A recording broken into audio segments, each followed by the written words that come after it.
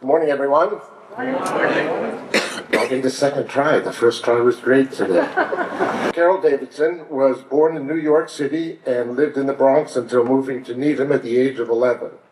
After graduating from Needham High School, Carol attended the University of Uppsala in Sweden, Barnard College for Music, and Boston University, Masters in Music Education. After working at Sun Life in Canada, Wellesley College, and teaching violin and viola in the Natick public schools, and her private studio, Carol founded a desktop publishing and graphic design business called the World Works.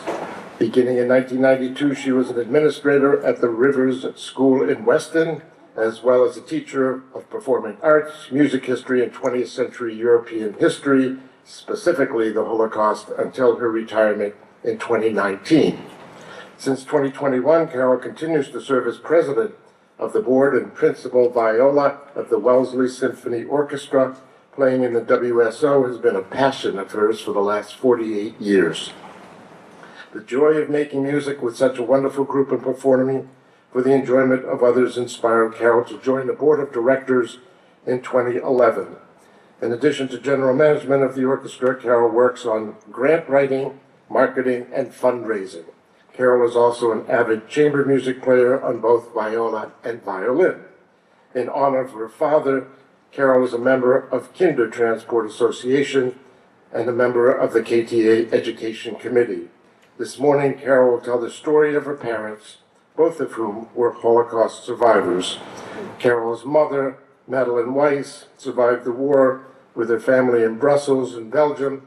Carol's father, Karl Weiss, escaped Germany to England through the Kindertransport. Ultimately, Carl and Madeline emigrated to the United States, where they met, fell in love, and married. Carol is the first member of her family born in the United States. The story of her parents is about bravery, resilience, luck, and the kindness of strangers.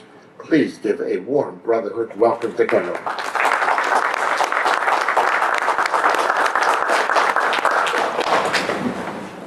Thank you very much, Stuart.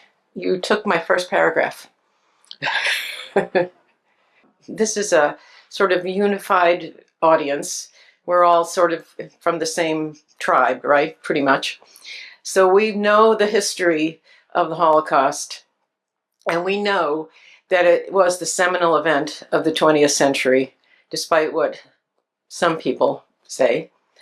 But I've always thought, and I think I'm not alone in this, that the impact of the history of the Holocaust is when we hear the stories of individuals. Of course, it is now, I was in London in May to celebrate the 85th anniversary of the Kindertransport. So obviously, most of the survivors are no longer with us to tell us their stories. There are still some, and there was actually a kind who was 94 or 96 on the trip, and he was wonderful. But that's unusual. So the storytelling is now left to those of us in the second generation, me and my daughter, who was third generation. One of the questions that I often asked my class on the first day was, how many Jews do you think there were in Germany in 1933, which was when Hitler came into power and named himself the Führer? Anyone? I'll give you a clue, or sort of a clue. There were 65 million people living in Germany at the time.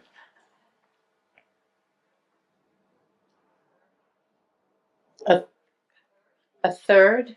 No.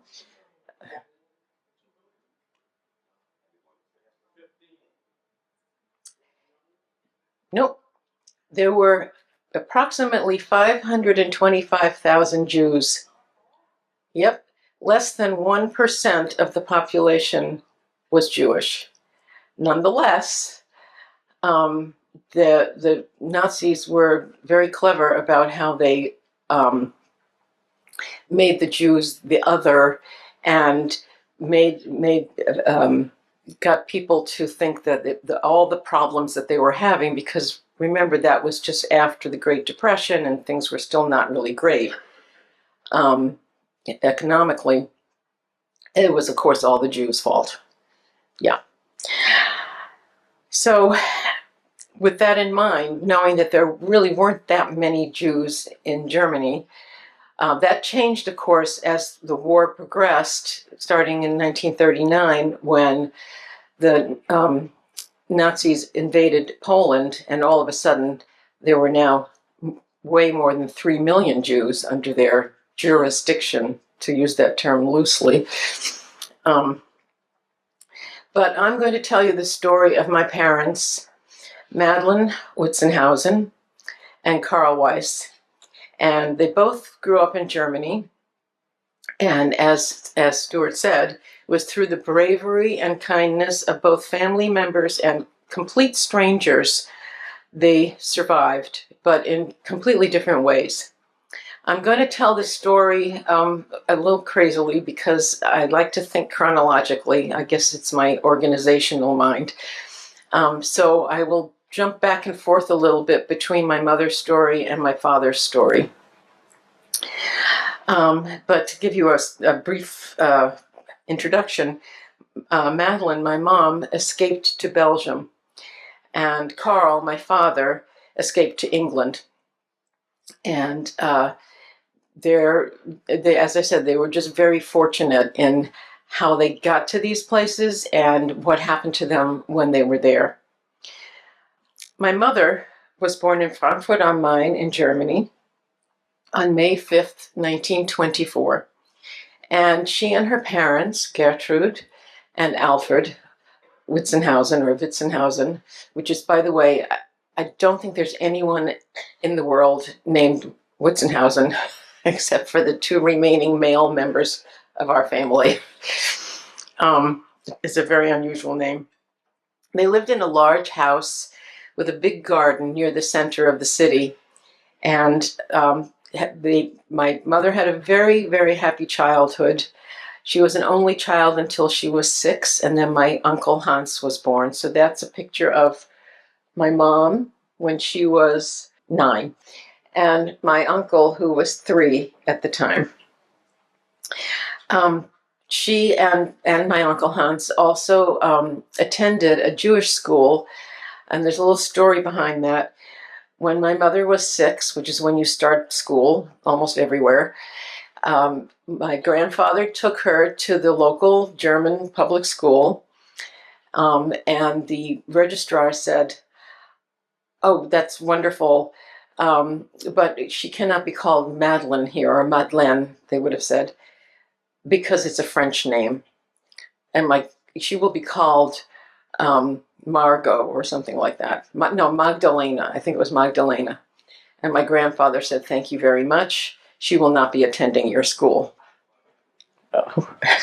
So luckily for this family, the Jewish school, the Philanthropine, which was very well known, was right across the street from their house. So that's where my mom went and where my uncle went. And they learned the things you learn in school. And of course, because it was a Jewish school, they also learned Jewish history and a little Hebrew. But I think it was pretty lax and reform because my mother never really, I don't think they actually went to temple or anything like that. It was pretty low-key religious education. Both of my grandparents were musicians, and that's where my love of music comes from. My grandfather played the violin. My great-grandfather played the violin. I still have his violin. It's the one I use. I have my grandfather's, but I only need one, so I don't use that one.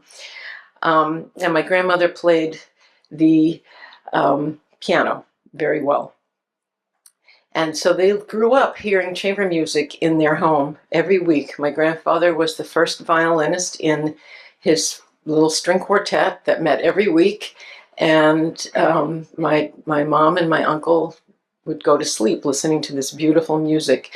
I even know what they played because I have all of the music that my grandfather brought with him when they left Germany.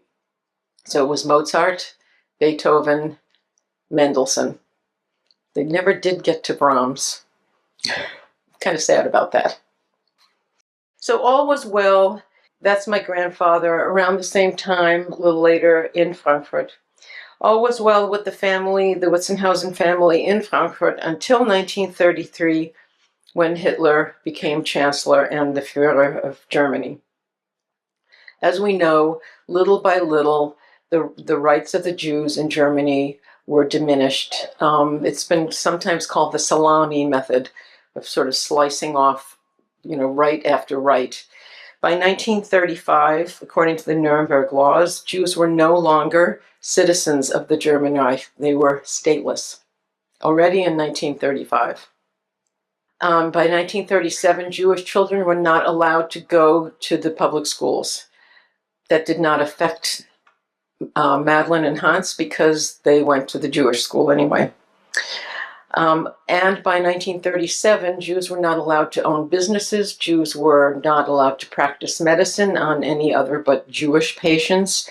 Jewish lawyers were not allowed to practice law except for Jews. Any judge that was Jewish was fired. And that actually made a huge difference to medical care and the legal system in Germany at the time, because even though we've just determined there were less than 1% of the population was Jewish, a lot of them were professionals, doctors, lawyers, university professors, so that left a huge gap. In 1937, my grandfather Alfred was forced to sell his textile fabrication business to a Nazi, although he was kept on as an employee. On my mother's family, not only my immediate mother's family, but her uncle and her aunt, my grandmother's siblings, decided that they couldn't stay in Germany. In fact, my great uncle Louis left in 1933 and moved to France, saying that he could not live in a country where anti-Semitism was legal. My aunt Charlotte, great aunt Charlotte, left with her husband and their 2-year-old, and they actually were able to get a visa to the United States in 1938, which was incredible. As things got worse and worse, people were trying to leave, but there was nowhere to go. The United States was very, very, shall we say, stingy about letting people in. People spoke out and said they did not want Jews here, and I'm sure you've all read about this, and there are many books written about this. But they managed to get the visas, and actually I have my Aunt Charlotte, her ID card. Everyone had to have an ID card. And please notice the golden J stamped on her card to show that she's Jewish, so that no one should make a mistake. And the other thing is, it's hard to read, but her name says Charlotte Sarah Ritterwand. Most Jews do not have middle names, or at least they didn't then. Sarah was not her middle name. And I didn't make a photo of my great uncle Walter, her husband's identity card, but his says Walter Israel Ritterwand. All Jews were required to take the middle name of Sarah if they were a woman, and Israel if they were a man, to make certain that there was no question as to, that they were Jewish. This is the visa. It's hard to read, but on the top left-hand, it says angereist, which means that they were no longer there, or ausgereist. They were no longer in Germany in January 1939. Their visa was dated December 22nd, 1938, and you had to get a job. They somehow got jobs in Los Angeles, and that's where they went. So my grandfather and my grandmother decided that they needed to leave Germany too, but now it's already 1938. And my grandfather decided he would get a job in Brussels because he spoke perfect French, absolutely fluent. His father was French, and he spoke French without an accent, which was really important and which saved their lives later on. So Belgium, Brussels was the destination. And if you know anything about Belgium, there are two official languages, French and Flemish. And all the signs are in both languages.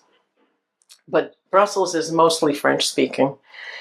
On Kristallnacht, which I'm sure you all know about, so I don't have to tell you, it was November 10th, 9th and 10th. Alfred, my grandfather, was in Aachen, which is a town actually on the Belgian border, a big city, not a town, on a business trip. And he telephoned home to make sure that the family was safe. And my grandmother said, "Don't come home, they're looking for you." Because the Gestapo rounded up a lot of the Jewish men and put them in concentration camps, usually just for a few days, sometimes longer, depending on who they were and how much money they had. That was the other thing. Can we have the next slide, please? This is just stock photo. I did not take these.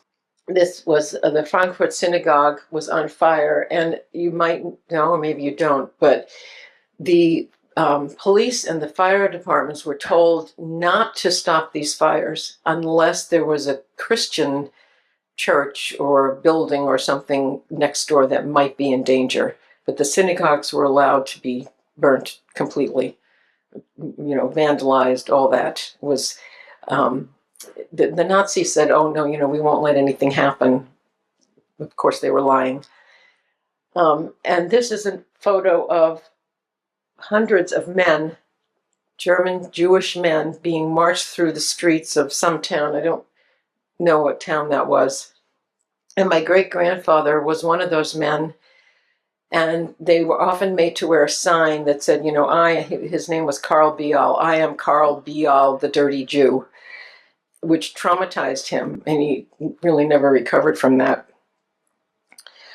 So my grandfather went across the border. He had all his papers with him, which was fortunate, and he was able to get across the border into Belgium. You couldn't go anywhere without papers.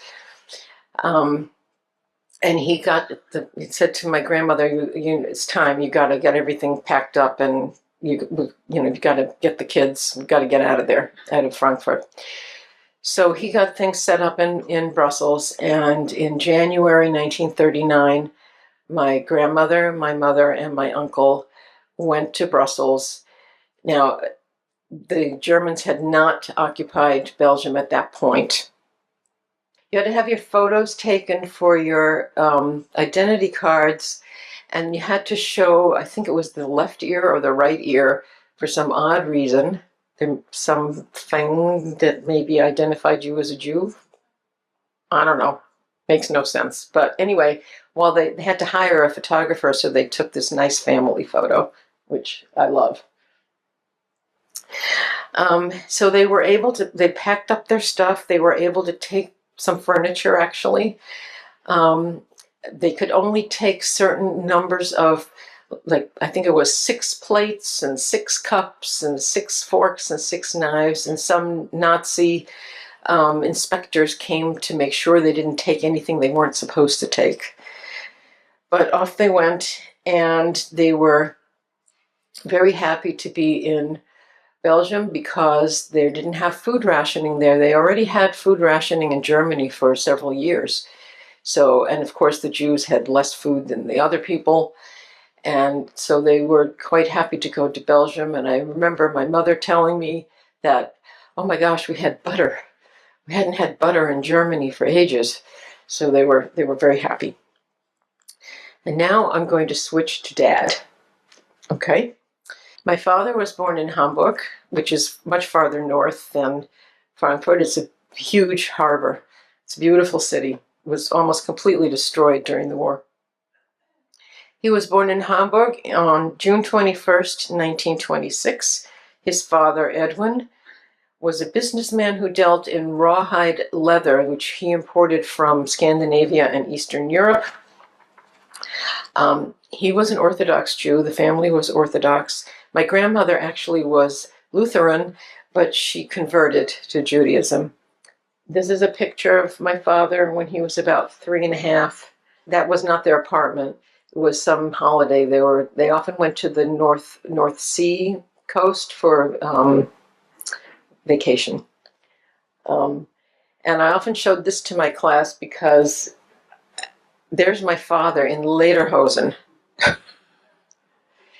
So one of the things that you might know from reading about some history of Jews in Germany is that they really tried to assimilate, hence the lederhosen. He was a good little German boy. Sadly, my grandmother died not long after this photo was taken. And a year or so after that, my grandfather remarried a woman who was not Jewish, although she must have had some Jewish background. She was born in Argentina and raised as a Catholic. And she was divorced and had a son, Wolfgang, who was about 2 or 3 years older than my father. So when this became sort of the family, that was very nice for my dad because he had an older brother. And they got along very well and played together. They liked climbing trees and playing hall hockey. And they actually went to a hockey game. For all you hockey fans, they were very excited because the Toronto Maple, or my father would always laugh and say, this is how we thought it was pronounced, Maple Leafs, because of course German is completely phonetic. You see a vowel, you pronounce it. But they did go to that game. And Wolfgang loved sports. My father loved reading. He was always reading, and that never changed. My father attended the local German public schools until I think it was age 10, and they have to take a test. And then he went to the Talmud Torah Realschule, a big school, which of course was closed during the war, but and then became part of University of Hamburg, and actually it is now again a Jewish school. Just before Kristallnacht, my grandfather Edwin was questioned by the Gestapo, and he had a nervous breakdown. And the reason he was questioned is because he was a master chess player. And of course, they didn't have computers or email or anything like that. Couldn't play chess online. So they would send each other postcards with chess moves. And the Gestapo, being the brilliant people that they were, thought this was some kind of code. And so they brought him in for questioning and just basically unnerved him so much that he had a nervous breakdown and he was hospitalized. So Kristallnacht obviously happened also in Hamburg. It happened all over Germany. And the school, the Talmud Torah Realschule, was closed for a while. And my father didn't go to school. And the discussion at home was, what do we do? We need to at least save Carl because the children need to be saved. My grandfather was in no condition to go anywhere. My step-grandmother, I guess you would call her, she didn't need to worry. She had an Argentinian passport. Luckily, my father's uncle, Henry Hassel, who was married to my father's aunt Irma, was president of the local temple.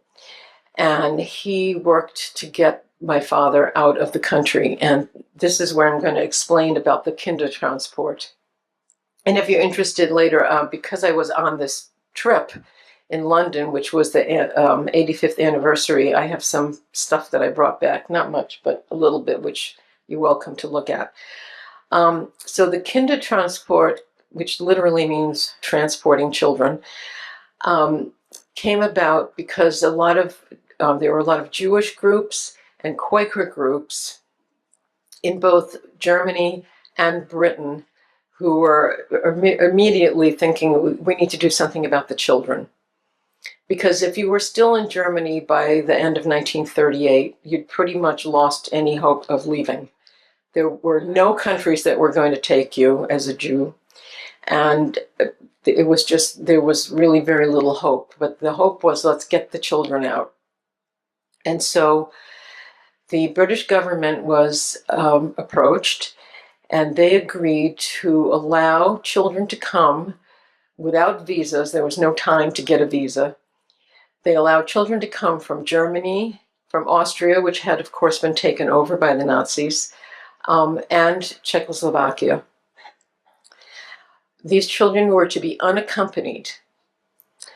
So there were children from the age of 2, and the eldest was 17. If you were over 17, then this wasn't for you. My father was 12, and he was on the first trainload of children that came from Germany to England. The train started in Berlin, stopped, I don't know how many times, but anyway, stopped in Hamburg, and my father got on the train. And the next stop was Hook van Holland, where they all got on a ferry. And from the ferry it was overnight, because it's not quite in the English Channel, it's more like in the North Sea. It's December. I've been on the North Sea in December. It's bad. Every child, probably everyone on that on that ferry was seasick. They landed in, we say Harwich, they say Harwich, which I knew from my dad, but when I got to Harwich this May, I was reminded, yep, it's Harwich.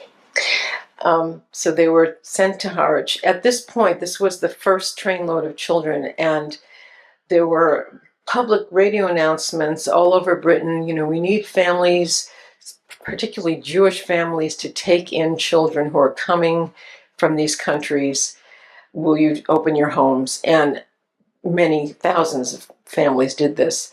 But this was the first train, and they didn't have homes for all of the children yet.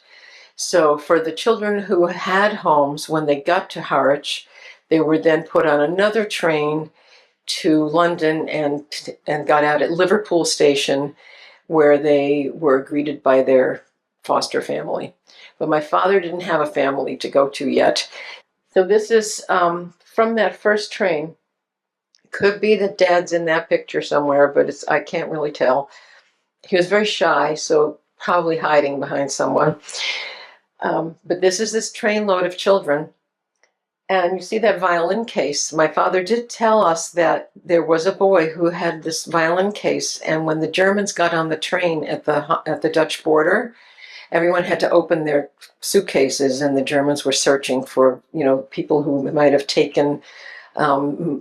given their children money or jewels or something, and that was not allowed, of course. And then this boy had his violin case, and the border agent said, "Open it up."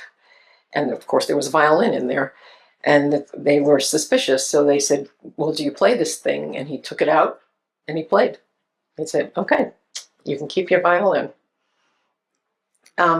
And when they got to the Dutch border and finally into Holland, the children, the ones who were old enough to understand what was going on, were very happy.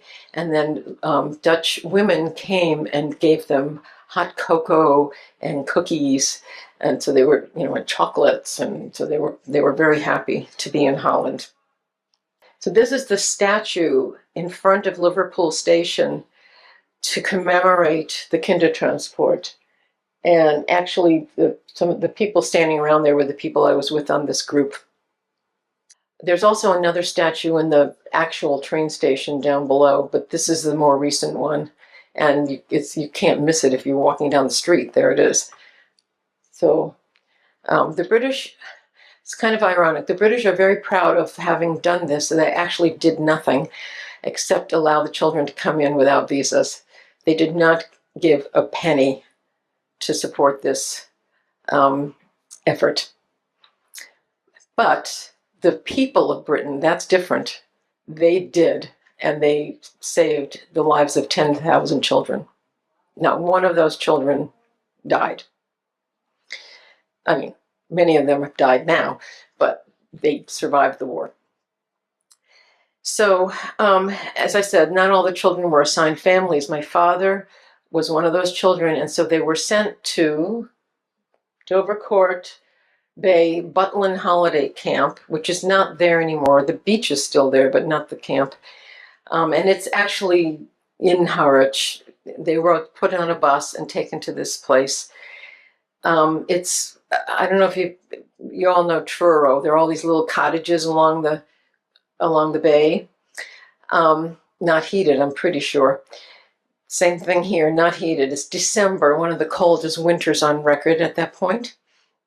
Most of the children never took their clothes or their coats off because it was so cold. But they were treated very well. They had little classes to teach them English, and they took them to see this movie, Snow White, which my father talked about often. It's kind of a crazy movie to show little kids, but they ultimately they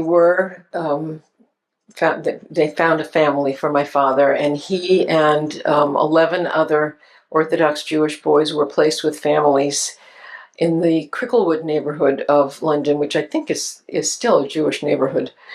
And after the holidays, Dad began attending the Mora Road School, along with his new friend, Karl. Karl Heinz was my father's name. He dropped the Heinz when he got to naturalized here. And Karl Heinz was his new friend's name. So Karl Heinz Weiss, Karl Heinz Morgenstern. Karl Heinz Morgenstern changed his name to Charles Morgan to be more American. But what happened was when this rabbi was reading out the list of names, Karl Heinz is a very common name. I was going to say Weiss is a very common name in Germany. And he said Karl Heinz, and both boys were, "Is it me? Is it me?" It turned out to be both of them. But the first one, the other one thought, "Oh, what a lucky boy. He gets to go out of this freezing cold place." And it turned out they were lifelong friends until Charlie died, I don't know, about 5 years ago, I think. Yeah.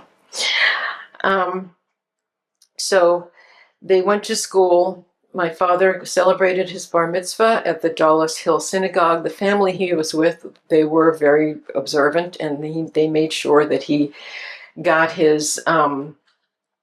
made his bar mitzvah at this synagogue.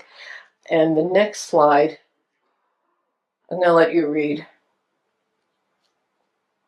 Obviously, my grandfather was not there when my father had his bar mitzvah.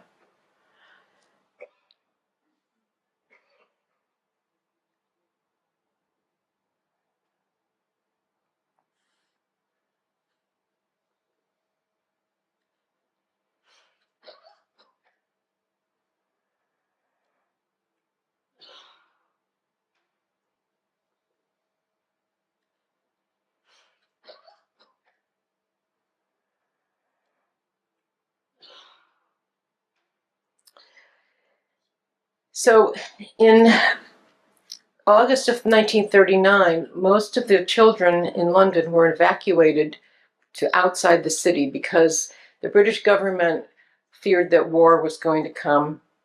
They basically knew it was going to happen. It's just a matter of which day. And they wanted to save as many children as possible. They were worried that the Germans would bomb London at that time.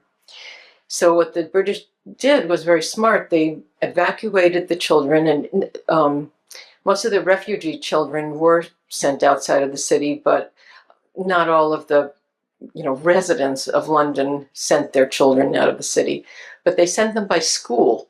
So the school that my father and Charlie attended, the Mora Road School, all of the children who were permitted to go went with the teachers, and they were sent to two little towns in Bedfordshire, just north of Bedford, which is about an hour or so north of London. One is called Biddenham, and that's where my father ended up. And I think Charlie was in Bromham, but they both went to this Mora Road School. And the town of Biddenham, which is, I think the whole thing is a National Trust site, still has thatched roof houses. It's a beautiful little town on the River Ouse. And after a while, of course, London was not bombed at that time, so most of the children went back home. But my father, who had been with this nice family that made sure he had his bar mitzvah and all that.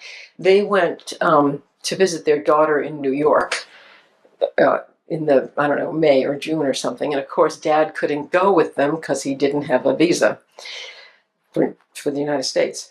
So he was in a hostel for a little while. But once he got to Biddenham, he was taken in by a couple, Mr. and Miss Nellie and Wilford, I think was his name, Sharp. And they took him in. Yeah, and that's Dad on the left. And the other two boys, one is named Felix and the other one is David, and they were older than Dad. And after the children, were allowed to go back to wherever they'd been living, they left, and ultimately both of them were in the British Army or British military. I don't know exactly which branch. And so, but Dad stayed with the Sharps. He went to school in Biddenham.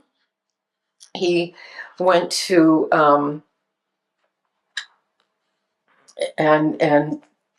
he went to school in Biddenham and went to church on Sundays, sang in the choir.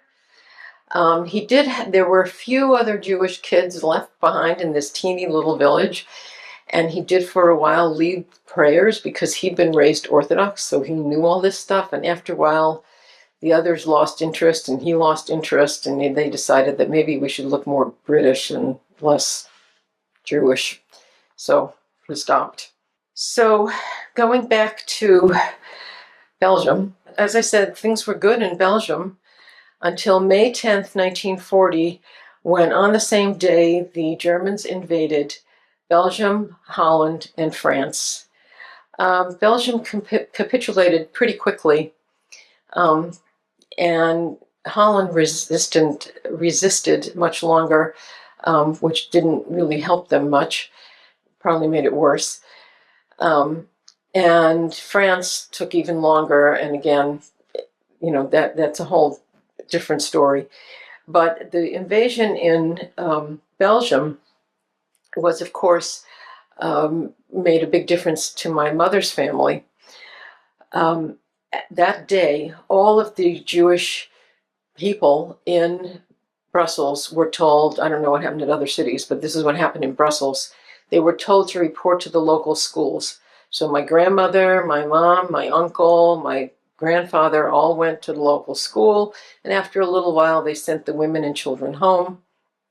And all the men, the refugee men, not the local Brussels, the local Jews who were Belgian, the refugees were sent to concentration camps between the ages of 16 and 60.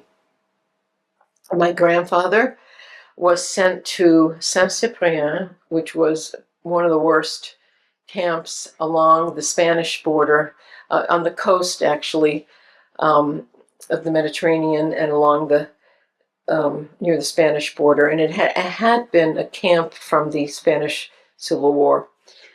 And this is a painting by Felix Nussbaum, who was also interned there.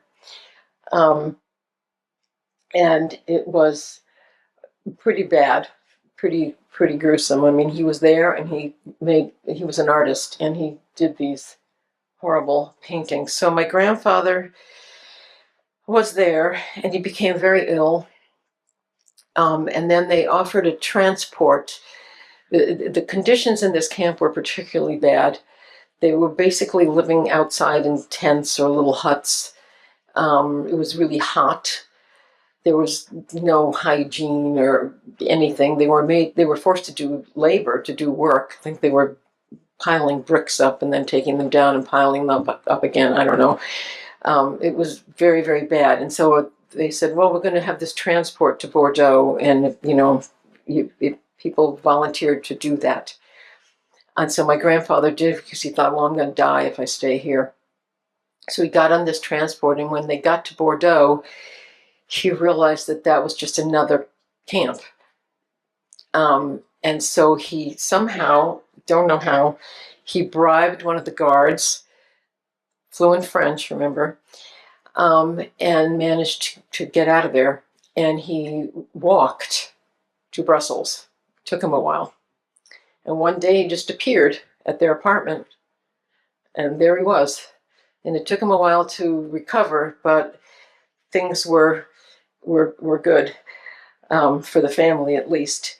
Things were pretty quiet in Brussels. It turned out to be a very smart choice on the part of my grandfather, because the Germans who were occupying Brussels were not the, oh, we have to kill all the Jews type. They still allowed Jews to have ration cards. They rounded some up, but they didn't make a big deal of it. And so it was, fairly calm. You had to be careful. My grandmother didn't go out much. She also spoke French, but she wasn't as fluent, and she had a thick German accent, so that was dangerous. My mom and my uncle learned, of course, very quickly. They were young, and they spoke fluent French. Fast forward to 1942.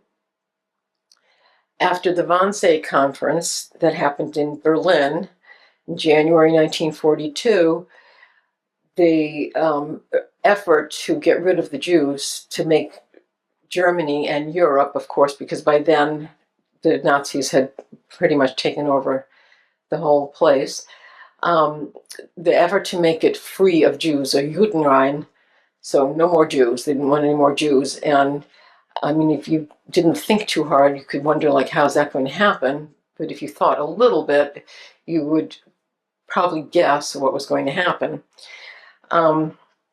So all the leaders, the Gestapo leaders and the occupying leaders were told, okay, it's time to ramp it up.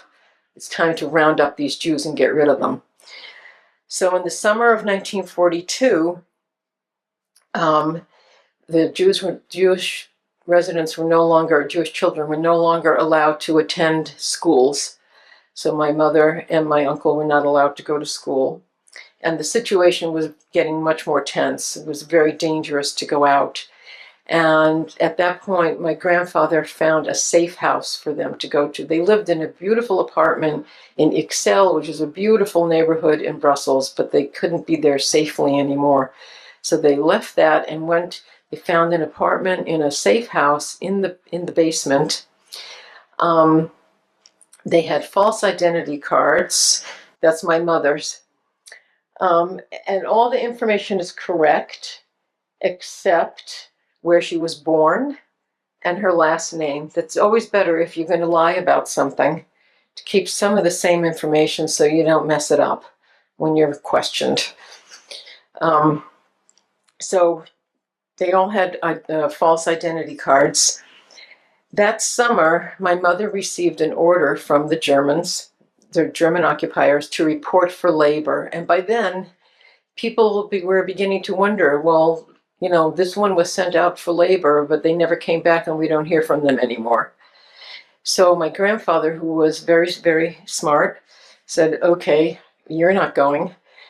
And this I don't know, just a guess, he must have had some connections with the underground. Otherwise, he wouldn't have been able to get the false identity cards for sure. But he was also, and find the safe house to live in. They rented the basement, that's where they lived. They also rented the apartment above the landladies so that no one else would know that they were there.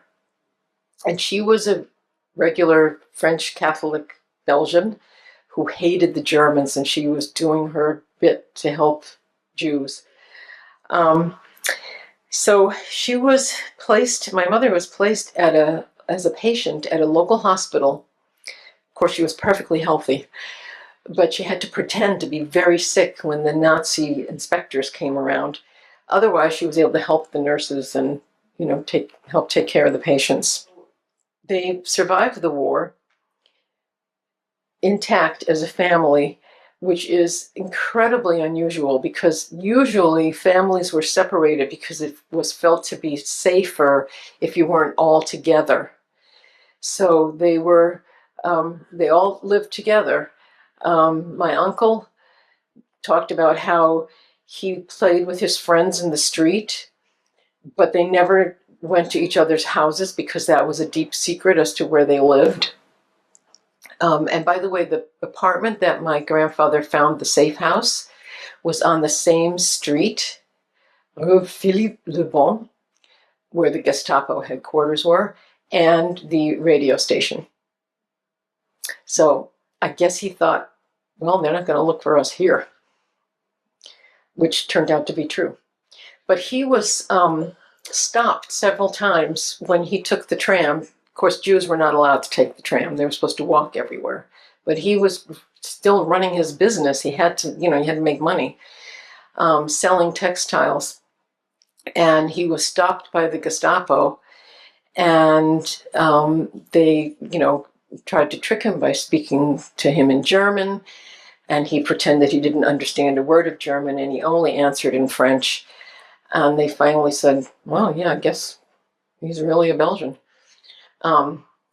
Unbeknownst to them, he showed them his false identity card, but he also had his real one in his pocket, which luckily they didn't search. Okay, so we're going to go back to Biddenham, back to England, sorry, but I'm trying to stay with the calendar here. So this is terrible. Unfortunately, you can't really see it. My mother was an artist. She studied art. My father did not. He was a scientist.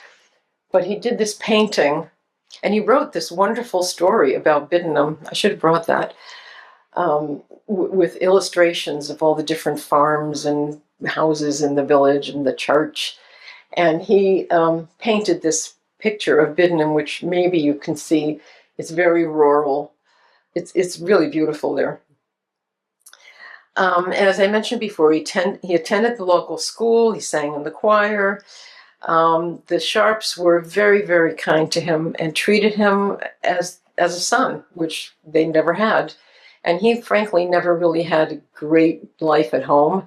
So my father was blissfully happy, and he became a great Anglophile. And he often talked about how great the British were to take in these children. And by the way, there was a bill in the Senate in the United States to do the same thing, and it never made it out of committee, because the American Congress decided that it was a terrible thing to separate children from their parents. Well, yes, of course it was, but it saved their lives. I think I have a photo of the church, which is interesting because it has a Norman steeple. They took all the steeples down during the Norman invasion, so that I guess the Norman invaders wouldn't think they were Christian or something. I don't know. But it's a lovely little church. At the age of 16, all of the refugees, German, Polish, whatever, Czech, wherever they came from, Austrian, had to report to the local tribunal. And a determination was made whether they could do war work or whether they had to be interned at the Isle of Man. Mostly it was the Isle of Man. There were other camps where they were interned. And this was mostly men and boys.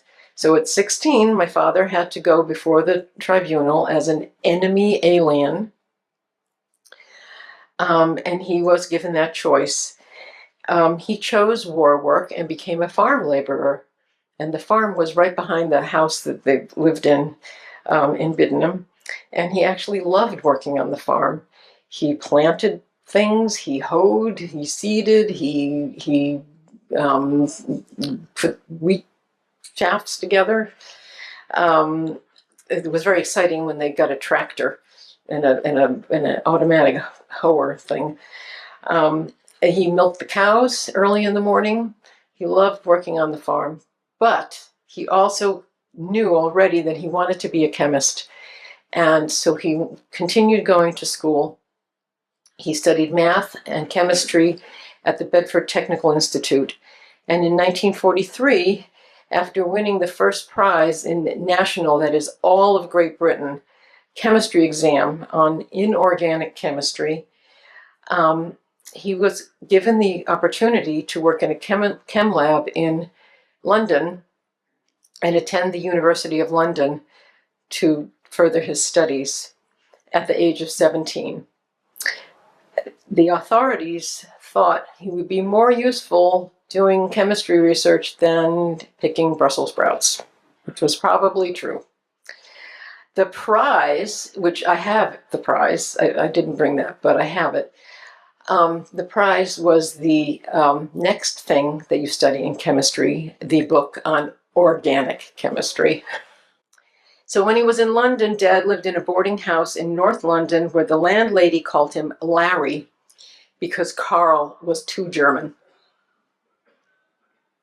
And he was fired from his first job after a few days at a chemical company researching the properties of blackberries, which are apparently really good for you and have all kinds of great qualities. And he was fired because he was a German refugee. The managing director came to look at the lab one day, and the guy who was in charge of that particular lab introduced my father to the managing director and said, well, this is Carl Weiss, he's new, you know. And afterwards, the managing director said to him, said to the guy in charge, is that kid German? And he said, well, yes. Well, fire him. I don't want any Germans working here. My son was shot and killed last night. He was in the RAF. So, actually, my father literally always landed on both feet, no matter what. Really amazing. This turned out to be a good thing because he got a job at Dufay Chromex, which at the time was a very famous chemical company that was working on researching color film, which was in its infancy at that time. And one of the things that he was working on was making sun shields for the pilots, because when these planes flew, you know, way up high to avoid the Messerschmitts and all those German guys, they had glass roofs, roofs over their head. And they got terribly, terribly sunburned because, of course, that high up, it's even stronger. So he was working on that. He also was a fire watcher. And it was volunteer, but everybody had to volunteer. They took turns. And so they had to be on the roof of the building in London because by this point, London had been bombed a lot. That we're past the Blitz. But the Germans were still dropping incendiary bombs, which is even worse in a way because everything burns. So he was there on the fire watching on the roof with all the hoses and everything to make sure if such a thing happened, he would be ready. And luckily it never happened. He continued his education at the University of London and spent most weekends back in Biddenham with the Sharps. And by the way, when I was in London this year for that celebration, I did take, before I came home, I went to visit the great nephew of Mrs. Sharp in Lewis, which is south. It's almost, it's near Dover, which we're still in touch with this family who really was the real family for my father. And just, we visited with the Sharps and they came here. And so when the war ended, Dad was in London and joined in the VE celebrations. He'd not heard from his father since 1940. That was because his father had been sent to a Jewish psychiatric hospital in Bendorf-Zane, which is just outside Koblenz, which I think is on the Rhine. And it took him a long time to find out what had happened to him. However, his stepmother, she had managed to get to New York in 1939, left her husband, my grandfather, and because she had an Argentinian passport, and she rented 2 apartments at 545 West 111th Street in New York, Upper West Side, and rented out rooms because there was a huge housing shortage, and so people would just rent a room, and she provided meals. She liked to cook. So it was kind of like a boarding house.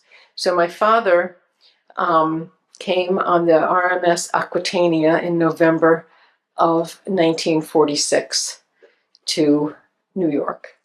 I think it's no longer around this ship. I think it's gone, but anyway, that was the ship. He was in New York. He found a lot of, he was able to get a job because he had this background at Dufay Chromex. He got a job at another color research place, actually called Color Research Lab, where he worked for many years. And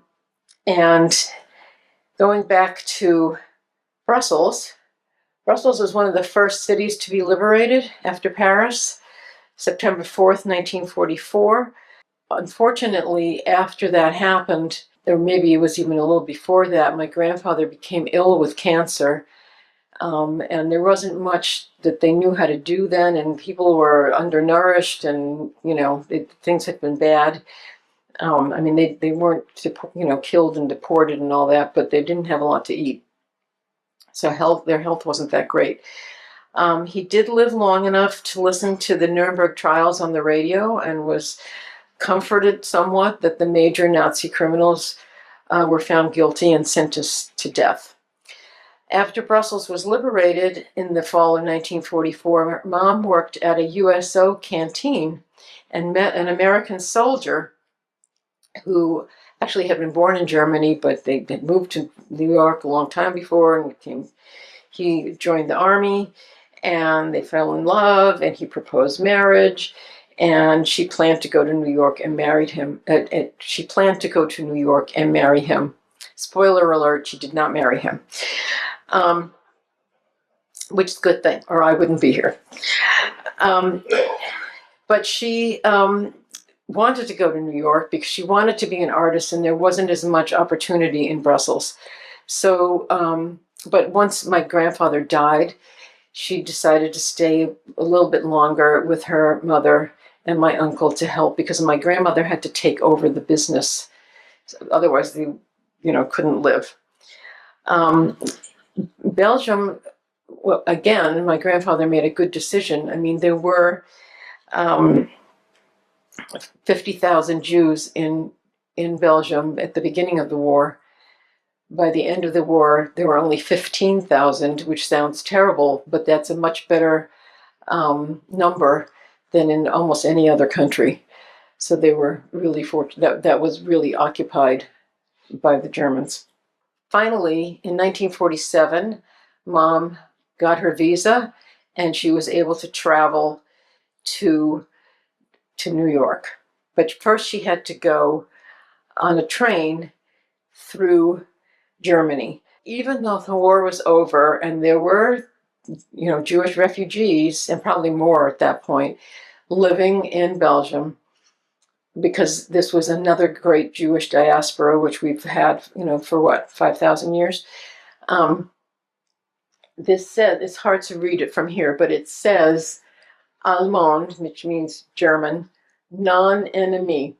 In other words, she was an alien, but not an enemy alien anymore. But she was still an alien, which when my uncle came to live with us in New York in 1959, my mother kept saying, you have to, register as an alien. And I kept looking at him thinking, how come you don't look weird? And like someone from outer space, I don't get this alien thing. I was 9, so, So anyway, Mom, in order to get onto the boat, the ship that she took, the Gripsholm, SS Gripsholm, from Sweden, she had to go through Germany on a train. And I just want to read to you a little bit of the letter she wrote home to her mother and to my uncle.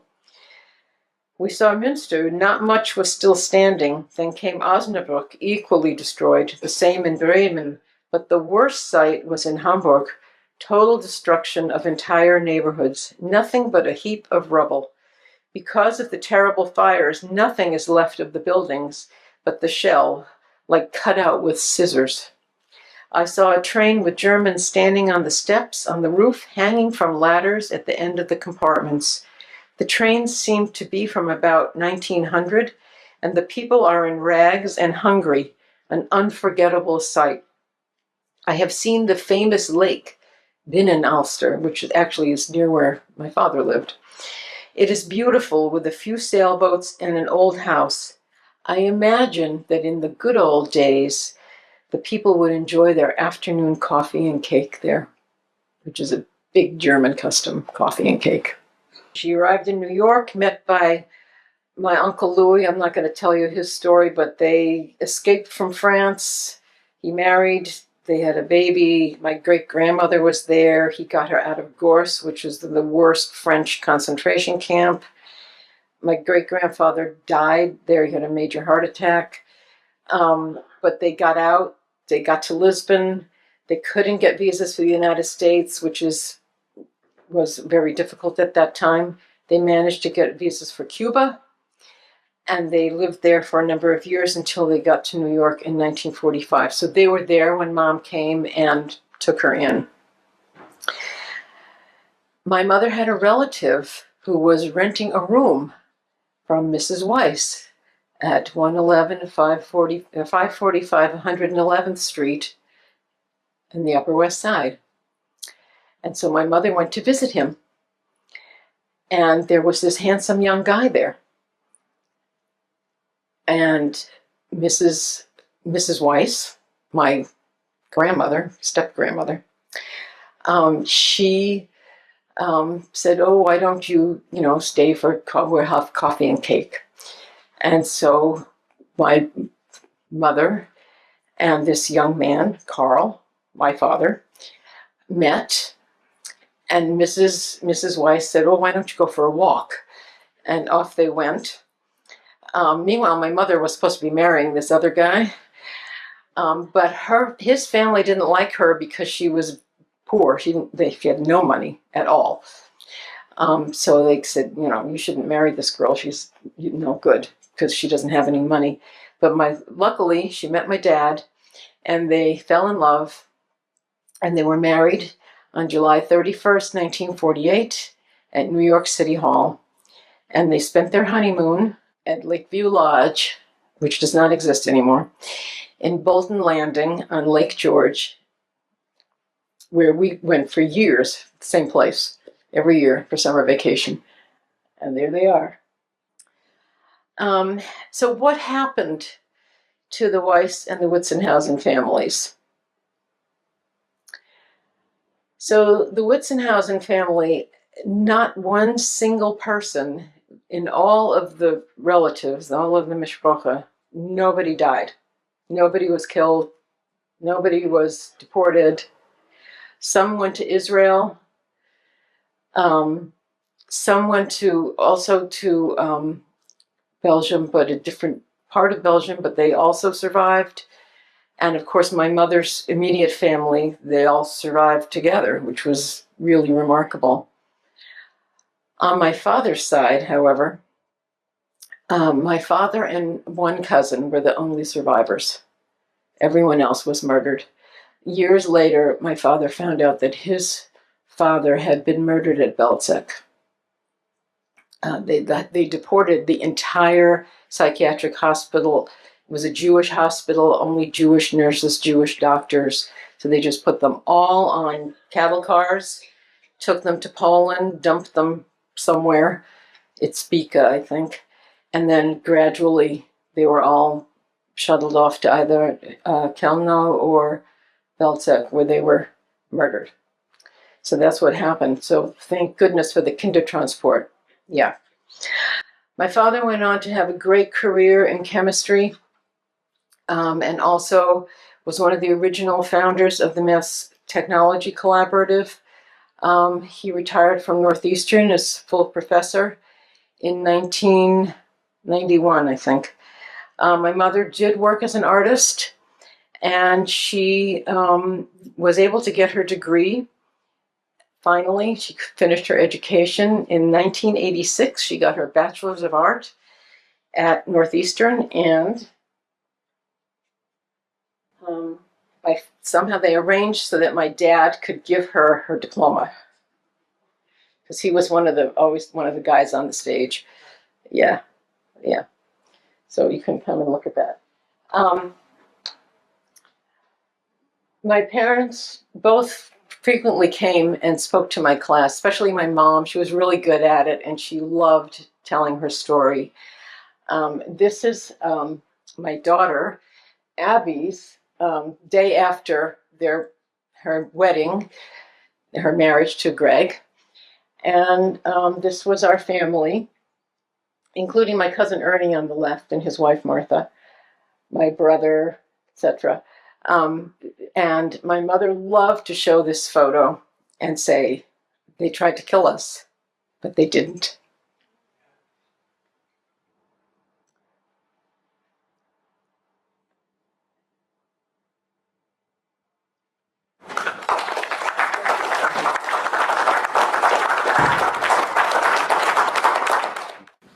Thank you for coming.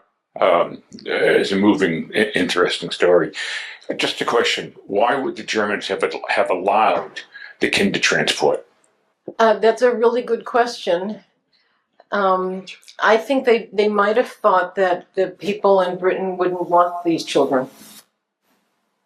But their goal, this was 1938, was not yet to kill the Jews. It was just to get rid of them. So if a bunch of Jews were gone, hey, that's part of the plan. So that's my thinking.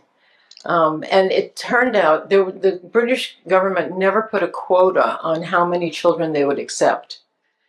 But it stopped, of course, once the war started. And so by September 1939, there were no more kinder transports. In fact, there was one trainload of children on its way that was stopped, and those children were sent back to wherever they had been living. So there were 10,000 children who were saved, which is nothing, really. I mean, obviously, I am supremely grateful because they saved my father's life, but there were 1.5 million, is estimated, 1.5 million children were murdered by the Nazis, Jewish children. Thank you. I was wondering, some of this information is 80 to 100 years old. How do you have all this data that you are so familiar with and able to describe in such good detail? Well, I taught a course on the Holocaust, so I did a lot of research. But also, and this was not true of all of the survivors of the Holocaust, not everyone was willing to talk to their family and tell them what had happened. But my parents did talk about it. So I was able to get a lot of information from them. And my father died recently in 2021, and he was, luckily both my parents were completely lucid until the last moment. So, they just kept talking about it. And actually, my father talked about it even more as he got older and reminisced about his happy times in England. So, yeah, I did a lot of research. I've done a ton of reading. Sometimes I think maybe other people should be reading this, not me. I already know it. And, it's the people who think this didn't happen, or the people who can't believe that people would be so evil. They need to read this stuff. They need to see the films and learn. Carol, you and I go back a number of years, and I went to college with your husband, John, and he told me a few other interesting stories. He said that your father's stepbrother, being German, was in the Luftwaffe. Yes. And was shot down over Britain, and your father would visit him at the POW camp. True. A little more about that? Yes, he was not shot down over Britain. But Wolfgang Thorn was in the Luftwaffe. He was, what do you call that, drafted. Yeah, forced to join. He wasn't happy about it. He was at the Battle of Normandy. He was an anti-aircraft, I don't know if he shot a gun or not. I don't know exactly what he did, but that's where he was. And he was arrested by the British, captured by the British in later in June 1944, and was sent to England, was put in a prisoner of war camp in Chepstow, Wales. And my father found out somehow through the Red Cross, and he went to visit him. But he was allowed to visit him, which was actually kind of interesting. And he was allowed to take Wolfgang out for the day. And the guard said, I have 2 people coming out. If only one person comes back, the other one is going to be put in jail. So, yeah, he did. He was able to, this kind of a twist of craziness, that he was able to do that. But Wolfgang was not interested in killing anybody, but he had no choice because he was conscripted, really. There was a film, probably a lot of you have seen this, a film, Abby, do you remember? Fighting Pilots, maybe? Something like that. There was an American guy who was a pilot in the American Air Force, and he flew missions over Germany trying to kill Germans, right? And he went, they did a documentary on public television. And my father saw this and he found it interesting, so he sent it, somehow Wolfgang was able to see it. And these 2 guys started writing to each other, apologizing for trying to kill the other one. And they became really good friends, which is another, crazy thing about war. But yes, that is exactly what happened. Wolfgang was released, I think, in 1947 and sent back to Germany, able to go back to Germany, which he chose to do. Thank you again, Carol.